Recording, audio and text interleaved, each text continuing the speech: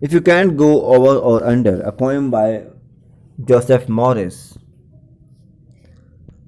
A baby mole got to feeling big. एक baby mall को ऐसा लगा कि वो बहुत बड़ा हो गया है. Baby mall, a small animal with tiny eyes and soft fur. It digs tunnels and lives underground. एक creature जो कि टनल बनाकर ज़मीन के नीचे रहता है. You can see in this picture. This is the baby mole digging a tunnel. Dig means खोदना.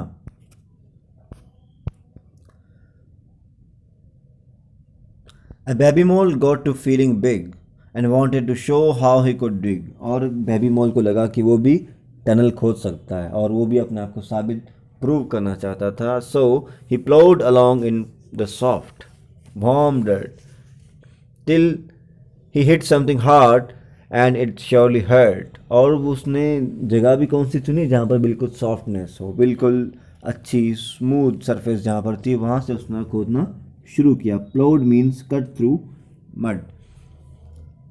और तब तक खोदता रहा जब तक कि उसको कोई हार्ड चीज़ नहीं मिली. और finally he found something hard and it surely hurt. और उससे उसको काफ़ी तकलीफ भी पहुंची. A dozen stars flew out of his snout. और उसके सिर पर तारे टिमटिमाने लगे, यानी उसके होश उड़ गए जब उसने बहुत तेज़ी से उस स्टोन को हिट कर दिया होगा. उसको टनल को खोदते दौरान उसको लगा कि वो अपने सिर से हिट करके उसको हटा सकता है, but it was not so.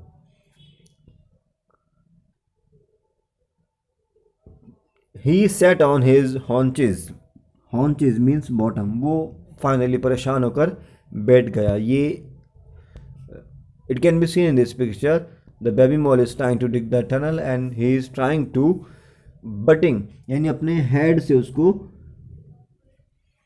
हटाना चाह रहा है और फाइनली वो परेशान हो गया है.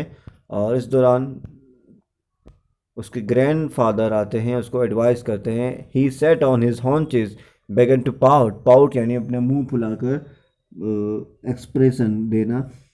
पाउटिंग मीन्स क्राइंग भी होता है, रोना भी होता है.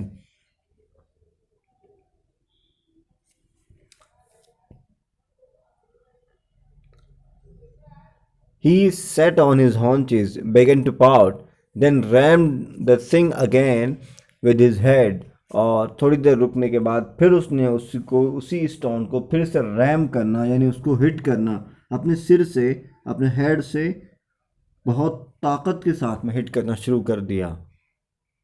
His grandpap picked him up half dead. और उसको बिल्कुल अधमरी हालत में, जब वो अनकॉन्शियस हो गया अपने सिर से उसको टक्कर लगाते लगाते, तो उस कंडीशन में आकर एडवाइस करने के लिए उसके ग्रैंडपैप आए. Grandpap means grandfather. Young man, he said, though your pet is born. भले ही तुम्हारा जो पैट है, पैट मीन्स हेड, तुम्हारा सिर हड्डी का बना है, बहुत सख्त है, स्ट्रॉन्ग है. You can't but your way through solid stone. लेकिन तुम अपने सिर से हिट करके ऐसा टनल नहीं बना सकते. This bit of advice is good, I found. If you can't go over और अंडर, गो राउंड. और मैंने महसूस किया कि ये एडवाइस काफ़ी हेल्पफुल थी कि अगर आप कुछ और नहीं कर पा रहे हैं, if you can't go over और अंडर, ऊपर नहीं जा पा रहे हैं, नीचे भी नहीं जा पा रहे हैं, साइड से निकल जाएं. गो राउंड, उससे टर्न होकर निकल जाएं ताकि आपकी प्रॉब्लम दूर हो. If you come to a place that you can get through. अगर आप ऐसी जगह पर आ जाएं, ऐसी सिचुएशन में आ जाएं कि आप उसको टैकल नहीं कर पा रहे हैं, और ओवर और under, the thing to do is to find a way round the impassable wall. और उस परेशानी से निकलने का रास्ता, इम्पैसेबल यानी that cannot be passed. Here it means a problem that cannot be solved. ऐसी परेशानी जिसको सोल्व नहीं किया जा सके, उसका इलाज, उसके सॉल्यूशन ये है कि आप दूसरा रास्ता अपनाएं. गो राउंड, नॉट से you will go your way और नॉट एट ऑल. ऐसा ना कहें कि मैं तो उसी तरीके से ही काम करूँगा जिससे पहले कर रहा था, अपने ईगो को सेटिस्फाई करने के लिए. और अगर ऐसा नहीं होता है तो उसको काम को छोड़ दिया जाए. नहीं, you can always get to the place you are going. If you will set your sails as the wind is blowing, अपनी मंजिल तक आप पहुंच पाएंगे अगर आप अपने शिप को, अपने सैल को वैसा ही कर देंगे जैसा कि जिस और हवा बह रही है। यानी जिस तरीके से लोग सिस्टमेटिक वे में काम कर रहे हैं, मेहनत कर रहे हैं, अगर आप भी वैसा ही करेंगे तो finally you will succeed, you will reach the place you want to be there. If you will set your sails as the wind is blowing, if the mountains are high, go round the valley. If the streets are blocked, go up some alley. अगर streets चौकड हैं, blocked हैं, जिस रास्ते पर आप जा रहे हैं उसमें ट्रेवल्स हैं, डिफ़िकल्टीज़ हैं, परेशानियां हैं, गो अप सम अले। अले मीन्स किसी स्मॉल लैंड से आप गुजर जाएं। अगर माउंटेन्स हैं तो किसी वैली की ओर चले जाएं। If the parlor car is filled, parlor car means old uses of passenger coach. Don't scorn a freight means a vehicle carrying only goods or things. Or don't scorn means look at something as useless.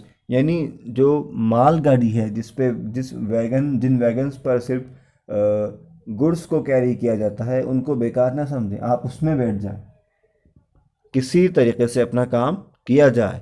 If the front door is closed, go in the side gate. अगर front door किसी building का closed है तो आप side gate से चले जाएं, अपने काम को रोकें नहीं। ऐसा ना कहें कि मुझे सिर्फ उसी तरीके से ही काम करना है जैसे मैं करना चाह रहा हूँ, try the other ways also, ऐसा कहा जा रहा है by Joseph Morris. To reach your goal this advice is sound. अपने गोल को रीच करने के लिए ये एडवाइस अच्छी है। If you can't go over और अंडर, गो राउंड।